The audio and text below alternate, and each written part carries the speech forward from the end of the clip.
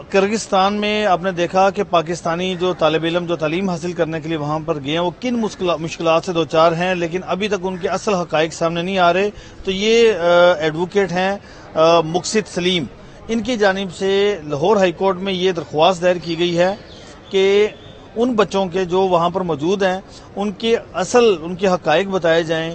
تو ان سے پوچھتے ہیں مقصد صاحب، یہ کیا خیال آیا آپ کو اچانک اس طرح کی پٹیشن فائل کرنے کا؟ دیکھیں جی، خیال تو یہ بڑی دیر سے آ رہا تھا.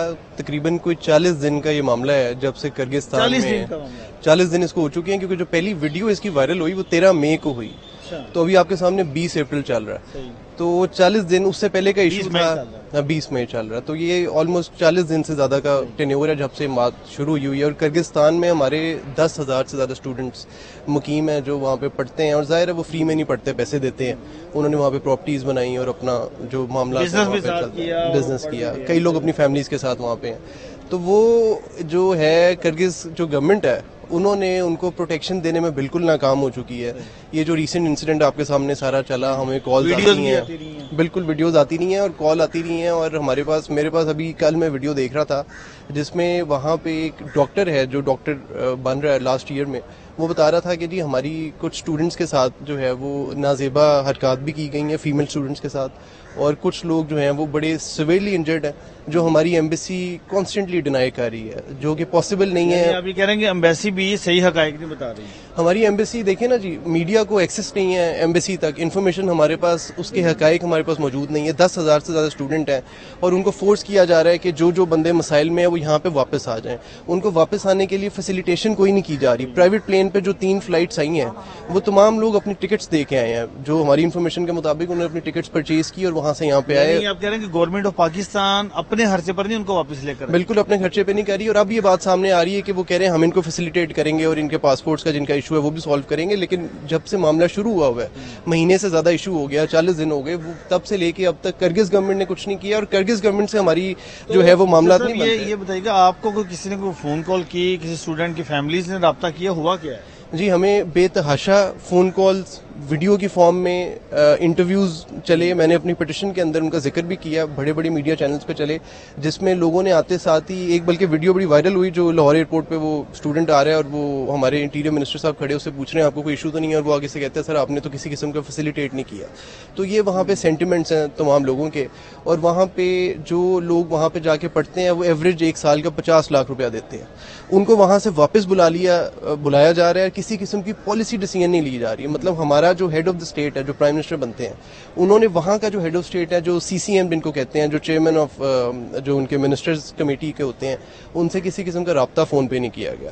ایون فون پہ کیا رابطہ کرنا ہے، ہمارے ڈپٹی پرائم منسٹر صاحب جانا چاہ رہے تھے، انہوں نے ان کو روک دیا آنے سے.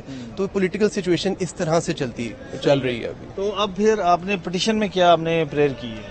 دیکھیں ہماری پٹیشن بڑی سمپل ہے. ایک تو یہ کہ جو وہاں پہ اسٹوڈنٹس ہیں ان کو پروٹیکشن ملنی چاہیے. آرٹیکل 9، آرٹیکل 25، آرٹیکل 12 تمام اس چیز کو فنڈامنٹل رائٹس کو انشور کرتا ہے. اس پہ سپریم کورٹ کا شیلا ضیاء کیس بڑا فیمس ہے، وہ بھی اس بات کو ایکسٹینڈ کرتا ہے کہ جو بیسک رائٹس ہیں وہ صرف پاکستان میں رہنے والے لوگوں کے لیے نہیں ہوتے بلکہ جو باہر مقیم لوگ ہیں ان کو بھی ایکسٹینڈ کرتے ہیں. اور اس کے علاوہ ہم لوگ کئی انٹرنیشنل ٹریٹیز میں پارٹی ہیں، جو ICCPR ہے، international covenant of civil and political rights, اس کا ہم سگنیٹری ہیں، جو یہ بات ہمیں الاؤ کرتا ہے کہ اگر ہمارے کسی بندے کو باہر کہیں کسی بندے نے پکڑا ہوا ہے، کسی فورن گورنمنٹ نے پکڑا ہے، تو ہم ان کو ڈپلومیٹک کمیونٹی ایکسٹینڈ کر سکتے ہیں. جیسے ہمارا ایمبیسڈر وہاں پہ ہوتا ہے، ہم ایک نوٹیفیکیشن کریں گے جی یہ تمام لوگ ہمارے ایمبیسڈر کے طور پہ کام کر رہے ہیں.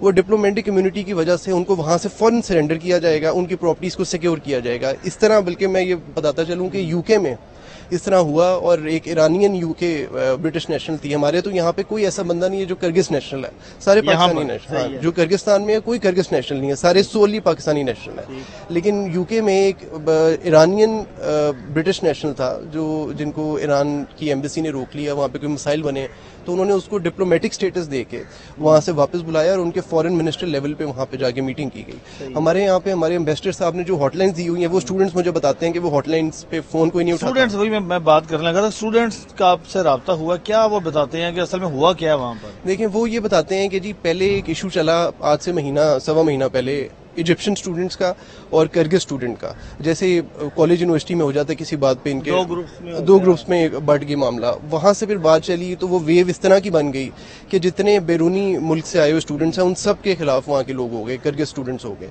फिर वहाँ की पुलिस अगर चाहती है हमारी एम्बेसी टाइमली इन्वॉल्व होती तो मामला वहाँ पे कंट्रोल हो सकता था। इन्होंने मतलब है कि एम्बेसी ने टाइमली एक्शन नहीं लिया। एम्बेसी ने टाइमली एक्शन क्या लिया, उन्होंने उसको बल्कि व्हाइट वॉश करने की कोशिश की, जो अभी भी हमें नजर आ रहा है। उनकी 2-3 स्टेटमेंट्स डिफरेंट हैं। तो वो स्टूडेंट ये कहते हैं कि जी जब वो मामला चल रहा था उस टाइम पे इन्होंने अपने जो पहले तो इनसे रब्ता करना बड़ा मुश्किल है, हमारे एम्बेसडर जो भी किसी भी ममालिक में होते हैं उनकी कोई हॉटलाइन प्रोवाइडेड नहीं होती। बाकी तमाम ममालिक ने अपना रब्ता रखा होता है, हमारे पास आदाद व शुमार नहीं आते, हॉटलाइन नहीं होती। लेकिन जब रब्ता हुआ बड़ी मुश्किल से, उसके बाद भी जो हमारे एम्बेसडर साहब हैं उन्होंने कहा जी ये तो लोकल पुलिस का मामला है, पुलिस हैंडल करेगी। पुलिस ने वहां पे अपने लोगों को नेचुरली प्रोटेक्शन दी और वो प्रोटेक्शन की वजह से वो मामला इतना बढ़ गया कि वो वीडियो जो हमारे सामने आती हैं कि लोग हॉस्टल्स में घुस रहे हैं, प्राइवेट हॉस्टल्स की लोकेशन शेयर कर दी गई उनके मीडिया जो वहाँ पर स्टूडेंट्स हैं, जो बिल्कुल जो पाकिस्तानी स्टूडेंट्स हैं, ना सिर्फ के वो जो उनकी गवर्नमेंट यूनिवर्सिटीज हैं बल्कि जो प्राइवेट हॉस्टल्स हैं उनकी लोकेशन वहाँ के जो फेसबुक है और वहाँ पे जो पेजेस बने हैं वहाँ पे शेयर कर दी गई और वो लोकेशंस के ऊपर फिर लोग वहाँ से आए हैं और लोगों ने आके उन लोकेशंस पे जहाँ पे कोई 15 थे धावा बोला और 15, 16, 20 कमरे जहाँ पे थे वहाँ पे कितनी तादाद होनी है, वहाँ पे 100-150 बंदा गया। उन्होंने जाके रात को कपड़े जो है वो कमरे के दरवाजे तोड़े और वो कपड़े फाड़े और पता नहीं क्या क्या किया।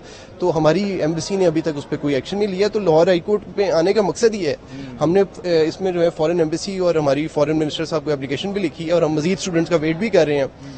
लेकिन यहाँ पे आने का मकसद ये है कि हमारे फंडामेंटल राइट्स हैं स्टूडेंट्स के, वो लोग कहते हैं कि हमें एक्सेस नहीं दिया जा रहा। जो यहाँ पे आ रहे हैं उनको गवर्नमेंट अपनी तहवील में इस तरह से ले रही है कि उनको वकीलों से राब्ता नहीं करने दिया जा रहा। हमारे पास जहाँ से इन्फॉर्मेशन घूमती घुमाती आई है वो इतनी जो लोग यहाँ पे पहुंच चुके हैं वो भी इतने दुखी हालात में हैं। वो कहते हैं कि हमें तो यहाँ पे आपके पास लाहौर आने का भी मौका नहीं दिया जा रहा। वो कह रहे हैं कि आपके सारे मामला सॉल्व हो जाएंगे आप ये हमारी जी इंटीरियर मिनिस्ट्री, हमारी इंटीरियर मिनिस्ट्री, हमारी एजेंसीज उनको रोक रही हैं और उनको आने से मना कर रही हैं कि आप किसी बंदे से राब्ता ना करो, किसी किस्म का जो है लिटिगेशन ना करो और महीना डेढ़ हमें टाइम दे दो, हम इस सारे मामले को सॉल्व करेंगे। लेकिन वो कहते हैं हम अपनी जमीनें बेच के गए हुए हैं, तो हमारे वहाँ पे 50-60 लाख रुपया लगा हुआ है। हम लोग वो या तो हमें वापस कराएं पैसे और यहाँ पे हमें कुछ सब्सिट्यूट दें, 3-3 साल 2-2 साल जिन्होंने पढ़ ली है, लेकिन ऐसा कुछ नहीं किया जा रहा। तो अब इसलिए आपने फिर इस्तदा ये की है कि एक तो हमारे जो फॉरेन मिनिस्टर हैं इनको जो है इनसे पूछा जाए ओहदे पे कैसे रह सकते हैं अगर ये इस छोटे से मामले को सॉल्व नहीं कर सकते। एक मीटिंग जो है वो उनके हेड से नहीं की जा सकती। आपको कौन है? बड़े सुने बड़े तगड़े आदमी हैं, लेकिन वो हमें अब कानून जो है वो सबसे तगड़ा होना चाहिए। हमने तो उसी को पढ़ा है और उसी को देखा है। ठीक है। तो उसके अलावा क्या इस्तदा की? उसके अलावा ये भी किया है कि जी हमारे जो वजीर आजम है इनको उनके साथ एक हॉटलाइन एस्टेब्लिश करनी चाहिए, उनके शुमार दिए जाए, आदादो शुमार दिए जाएंगे। बड़ी अच्छी बात आपने की कि जितने आदादो शुमार हमारे कितने लोग यहाँ पे आ चुके हैं, कितनी फ्लाइट्स में आए हैं, उनका कितना खर्चा पीछे पैसे पड़े हुए हैं, कितनी डिग्रीज हो चुकी हैं, वो तमाम एक मैकेनिज्म के तहत चीजें चलें। सिर्फ ये नहीं हो सकता कि व्हाट्सएप नंबर एक दे दें उनके एम्बेसडर का और कहें जी इस नंबर पे आप राब्ता करें, वहाँ पे तो कोई उठाता ही नहीं है। सही है। पिटीशन में किस किस को आपने फ्री बनाया है? इसमें नेचुरली हमारे जो फॉरेन मिनिस्ट्री है और हमारी एक ओवरसीज डेवलपमेंट की मिनिस्ट्री बनी है जो इस काम के लिए बनी है स्पेशली, लेकिन वो बिल्कुल इसमें इनफेक्टिव है, हमें नजर नहीं आई। फॉरेन मिनिस्टर ही सब कुछ कर रहे हैं, जो डिप्टी प्राइम मिनिस्टर भी हैं और उसके अलावा जो है वो वजीर आजम साहब पार्टी हैं और एम्बेसडर जो हमारे किर्गिस्तान में बैठे हैं वो पार्टी है। आपको अभी लाहौर हाई कोर्ट के ऑफिस ने फिक्स कर दी समाअत? नहीं, अभी फिक्स नहीं हुई। अभी हम लोगों को 1-2 ऑब्जेक्शन लगी हैं, वो हम रिमूव करेंगे और 1-2 डॉक्यूमेंट्स अटैच करके तो फिर इसको इंशाल्लाह। Thank you very much.